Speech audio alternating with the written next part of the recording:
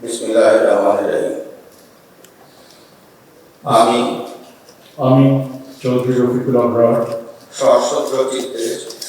সশ্রদ্ধ চিত্তে শপথ করিতেছি যে আমি আইন অনুযায়ী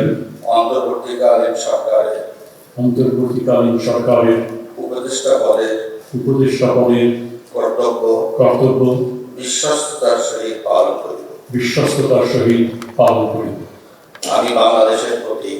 আমি বাংলাদেশের প্রতি অকৃত্রিম বিশ্বাস ও আনুগত্য পোষণ করিব।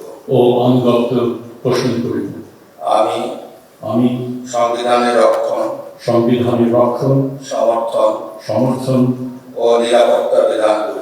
ও নিরাপত্তা বিধান করিব এবং আমি ভীতি বা অনুগ্রহ অনুরাগ বা বিরাগের বশবর্তী না হইয়া সকলের প্রতি আইন অনুযায়ী যথাবিহিত আচরণ করিব।